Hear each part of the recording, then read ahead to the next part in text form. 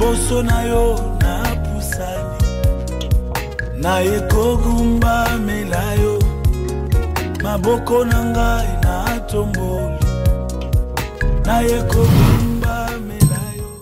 Bien-aimé, je souhaite que tu prospères à tous égards, que tu sois en bonne santé, comme prospère l'état de ton âme. C'est par ce passage biblique que nous commençons notre émission Cité de paix Forum. Nous vous saluons de partout où vous nous suivez et que nous vous bénissons dans le nom de notre Seigneur et Sauveur Jésus-Christ de Nazareth. Cité de paix Forum, c'est une émission qui parle, qui décortique tous les messages qui sont donnés à la communauté Cité de paix, précisément Temple de paix, qui dirige l'apôtre Serge Lukanga, que nous saluons. Bonsoir, apôtre. Bonsoir. Bonsoir à tous les téléspectateurs, bonsoir à tous les fidèles, à tous les hommes de paix, partout où vous êtes, que la paix de Dieu soit dans vos maisons et partout où vous nous suivez. Oui, comme je venais de l'introduire, ce soir nous parlons sur un sujet très important, les ennemis du progrès. Voilà pourquoi, avant d'entrer dans les vifs de notre sujet, nous voulons d'abord savoir que veut dire progrès. Merci beaucoup. Que veut dire progrès? Et quand nous parlons de la notion ou de la définition, nous voulons définir le progrès de deux manières. La première manière, c'est que quand vous lisez ou consultez le dictionnaire biblique, il vous dira le progrès, c'est un mouvement. Le progrès, c'est la marche vers, ou c'est la marche en avançant. Vous lisez le dictionnaire Larousse, il vous dira le progrès, c'est l'évolution, c'est l'avancée, c'est la montée. Et c'est dans ce sens-là que nous voulions comprendre le progrès. Mais puisque nous sommes dans le cadre, vous avez dit, de forum, nous pouvons donner la notion du progrès qui veut nous parler d'aller de l'avant, de plus en plus mieux, d'une grande production, de progresser. Donc une progression spirituelle, physique, et dans tous les sens. C'est pourquoi je peux appeler ça le progrès, ou carrément dans votre introduction, vous avez parlé d'une prospérité.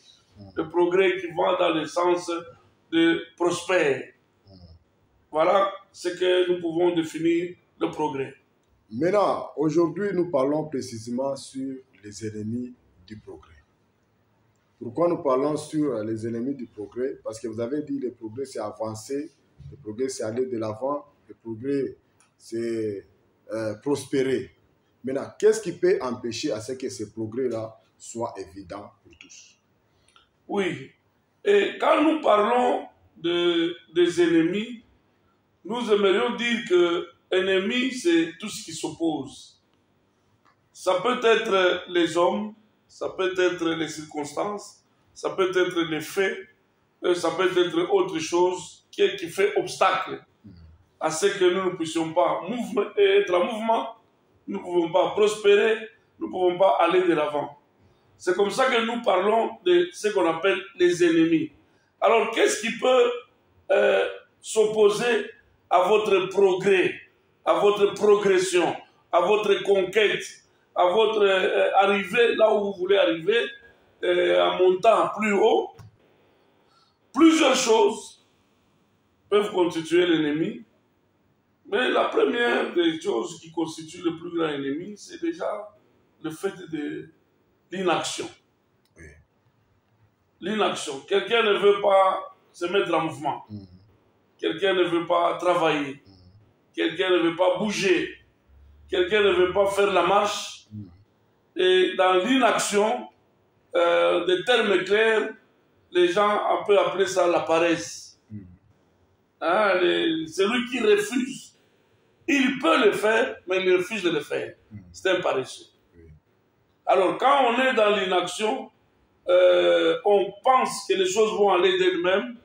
Déjà, on tombe dans, non seulement dans la progression, dans le progrès, mais il y a un ennemi qui te combat et tu ne vas pas progresser. Donc le premier ennemi, c'est l'inaction. L'inaction. Ou la paresse. Ou la paresse. Okay. Quand quelqu'un ne veut pas, ça c'est sur le plan, dans les deux sens. Dans les deux sens. Les sens que les gens appellent mondains ou les sens normal, même dans la Bible, hein, sur le plan spirituel. Quand quelqu'un qui ne fait rien, il ne peut pas avoir ses progrès, il ne verra pas ses progrès arriver. Alors, la deuxième des choses, qui est un ennemi important, c'est notre propre comportement. Le comportement. Et dans ce comportement, je suis en train de voir aussi ce que moi j'appelle la mentalité.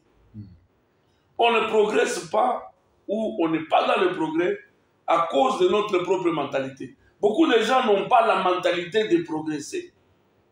La mentalité de ceux qui peuvent prospérer. Si quelqu'un manque cet état de choses, parce qu'en réalité, dans l'homme, c'est son mental. Et celui qui progresse, c'est celui qui a la mentalité des conquérants.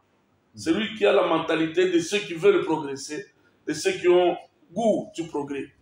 Alors, quand on n'a pas une mentalité qui vous donne le goût du progrès, ça c'est un ennemi important et très important. La mentalité.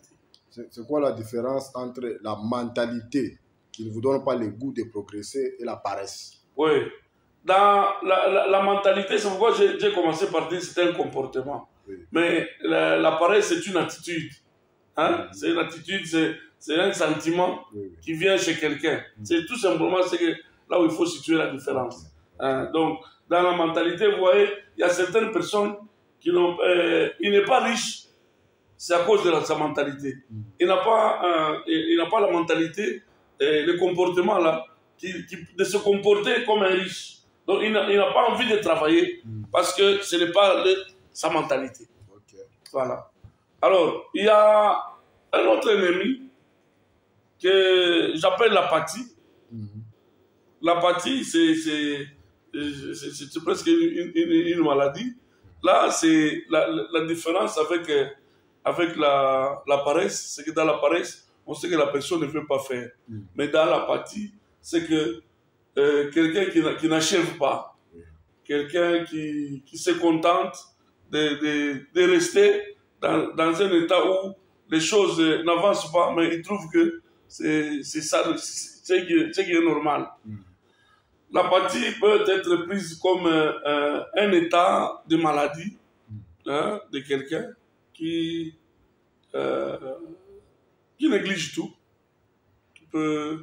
On peut le prendre dans ce sens-là pour aller un peu vite. Mais il y a aussi un ennemi de progrès qui est, nous ne pouvons pas oublier que dans notre vie, le premier ennemi aussi de toute notre chose, c'est le diable. Hein? Il est déjà appelé l'ennemi par excellence. Oui. Quand vous voyez les enfants de Dieu, dans Deutéronome 2, vous voyez les enfants de Dieu voulaient traverser. Alors le roi d'Hesbon est venu, il les a empêchés, il dit vous n'allez pas passer. Parce que dans les progrès, il faut passer, il faut avancer. Il y a aussi l'ennemi, le diable, qui peut vous mettre des blocages, ce qu'on peut appeler des barrières, pour vous empêcher de progresser. Donc cet esprit-là peut amener quelqu'un à ne pas progresser. Alors, parce qu'on a cité cela, on ne peut pas oublier de parler de la peur. Hein? La peur aussi, c'est un ennemi. Et le diable l'utilise. Il vous fait peur, il vous fait croire que non, avec ça, vous ne pouvez pas faire, ou dehors là, c'est risqué. Il ne faut pas risquer. Donc, la peur est un élément très important pour les gens de ne pas progresser. Et c'est comme ça que même certaines personnes ne font ni commerce, ne font ni activité parce que tout simplement, ils ont peur. Et aussi l'incrédulité. Parce que sur le plan spirituel, ne peut faire une des choses que celui qui croit. Que derrière ça, j'aurai quelque chose. C'est pourquoi moi j'étais en train de vous parler de l'apathie, dans ces comportements-là des apathiques. Donc vous allez voir que ces gens-là, ils se limitent. se limite à un niveau. Soit il croit ou il ne croit pas. Mais lui, à la différence d'un paresseux, c'est que lui, il abandonne. Il abandonne pour rien.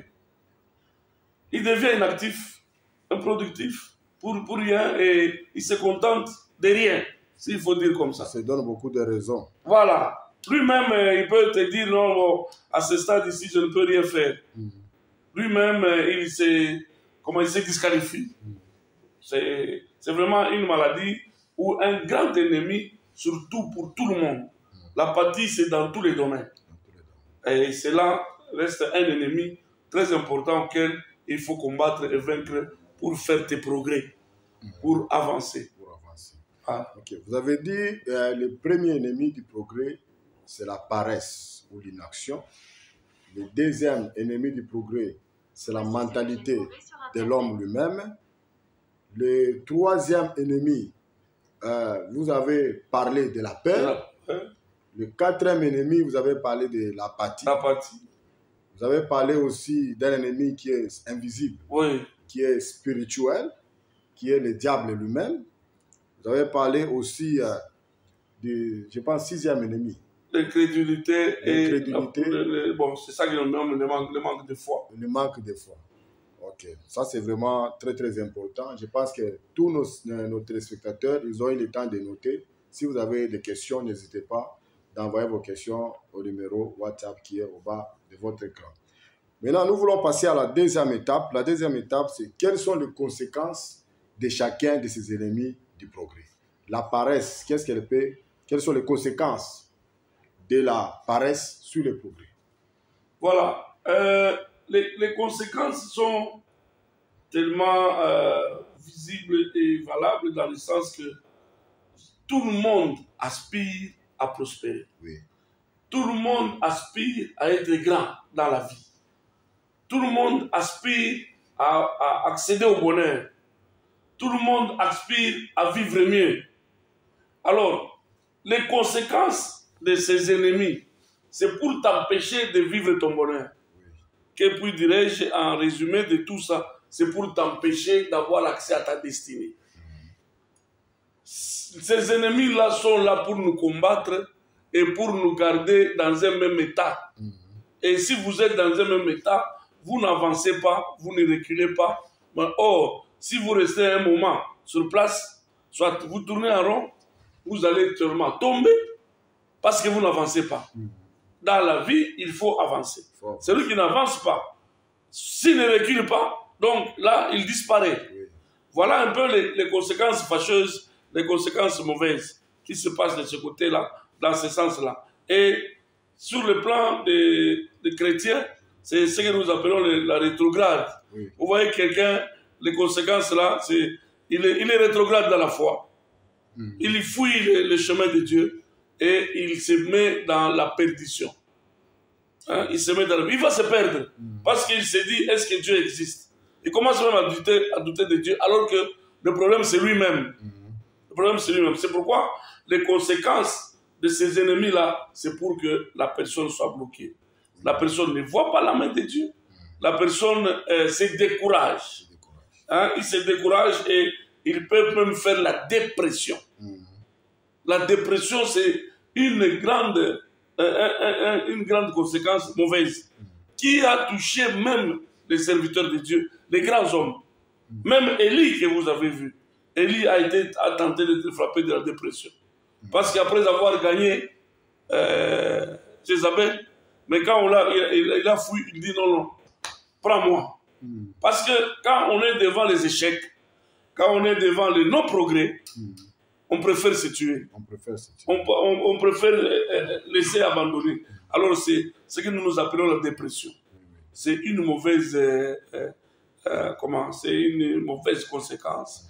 Et c'est une attitude à ne pas donner aux enfants de Dieu d'abandonner. C'est pourquoi la Bible nous dit dans Hébreux chapitre 11, dans Hébreux chapitre 10, il dit « N'abandonnez pas donc votre assurance. » Parce qu'à la fin de cette assurance, il y a une rémunération.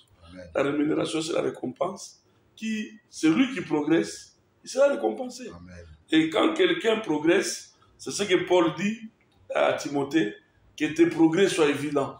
Donc, Paul a souhaité à Timothée de ne pas régresser, mais de progresser.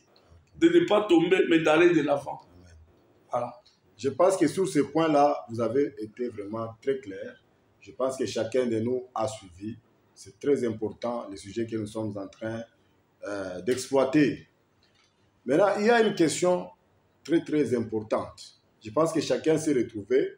Il peut lui-même s'examiner lui-même pour savoir si son ennemi du progrès, c'est la paresse, c'est la peur, c'est l'apathie, c'est le manque de foi, c'est la mentalité. Chacun peut s'examiner lui-même pour se retrouver de quel côté où se trouve sa faiblesse.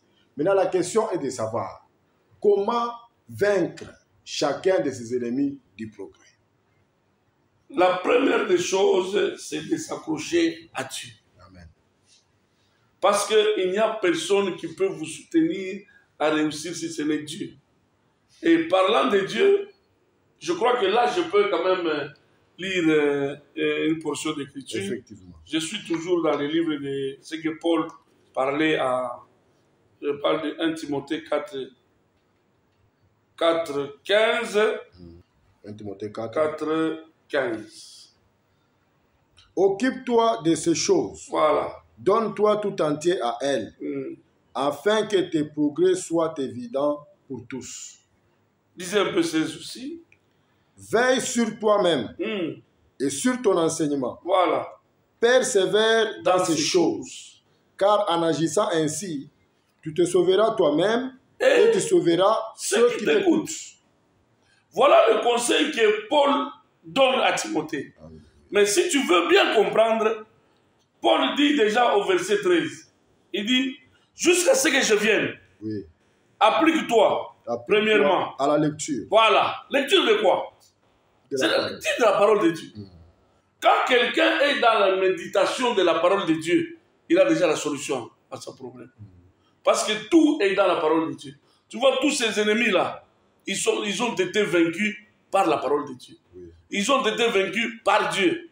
Alors, si quelqu'un s'applique à la lecture de la parole de Dieu, déjà, il a la solution à tous les problèmes. Parce que Dieu donne la solution contre l'apathie, donne la solution contre l'ennemi, donne la solution contre le diable. Il dit à l'exhortation et à l'enseignement. Amen. Beaucoup de gens refusent d'être enseignés, d'être appris, d'apprendre, passer à l'apprentissage, à la formation. C'est ça qui peut nous aider à vaincre ces ennemis. Et quand on fait cela, l'autre façon de vaincre, par exemple, l'incrédulité, c'est d'avoir la foi. La peur, c'est lui qui a la foi. Il n'aura plus peur. Parce qu'il va savoir qu'on risque, mais on risque avec Dieu. Amen. On risque avec Dieu. Donc, nous devons savoir comment combattre ces choses. C'est ça le vrai domaine du combat spirituel. Le combat spirituel, ce n'est pas seulement en train de combattre les esprits de pauvreté, mais tu ne travailles pas. Non. Vous voyez? Oui. Comment combattre l'inaction? Travaille. Cherche-toi une activité. Parce que la Bible dit, Dieu a béni toutes les activités de la main. C'est ça même le combat que tu dois faire pour éviter de rester dans l'inaction. Crée des choses. Dieu plaça l'homme dans le jardin. Sans houe. Hein? Il n'y avait pas de houe. Il n'y avait pas de lame de scie. Il n'y avait pas quoi. Il dit, je te mets ici pour 2 missions. Cultiver et garder.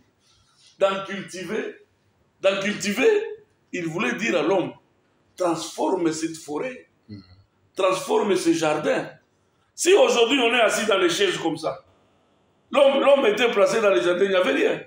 C'était à l'homme maintenant de travailler pour transformer les chaises et les arbres en chaises, les arbres en feuilles, même en papier hygiénique, même en cure-dent. C'est toujours les arbres là.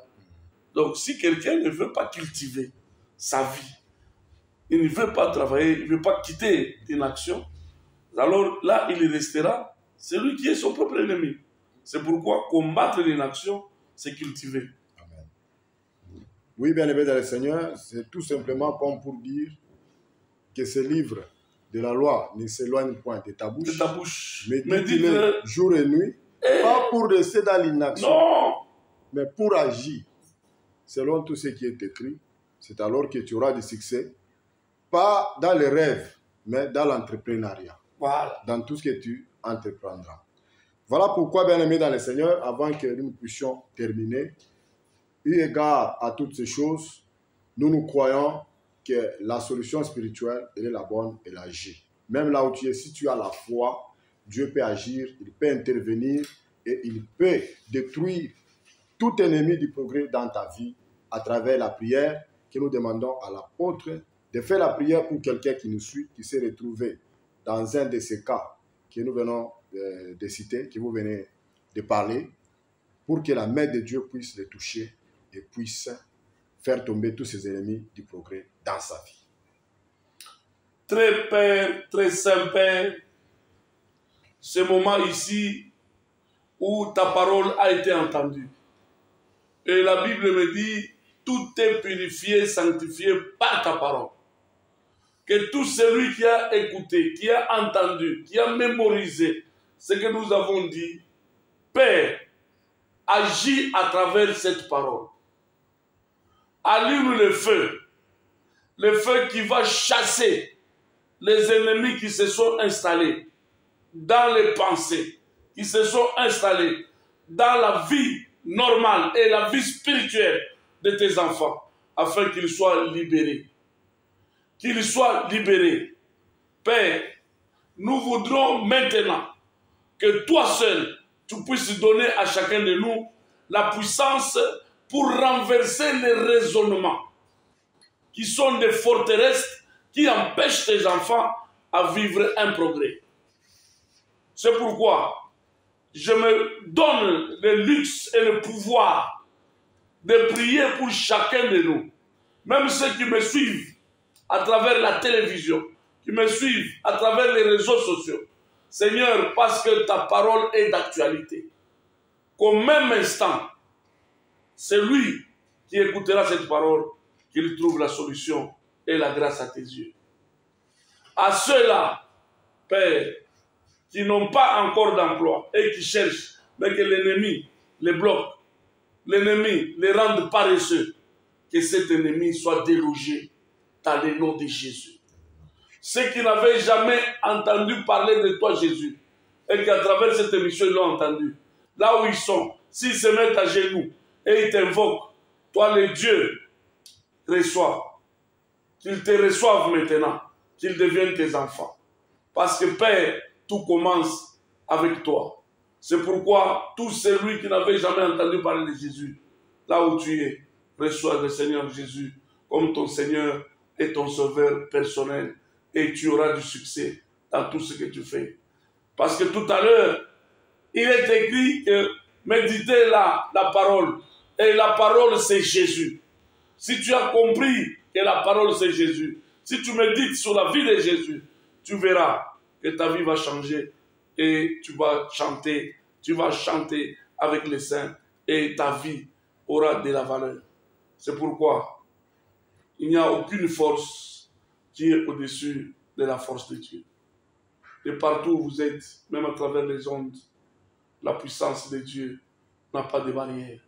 Que la puissance te touche pour te transformer au nom de Jésus-Christ.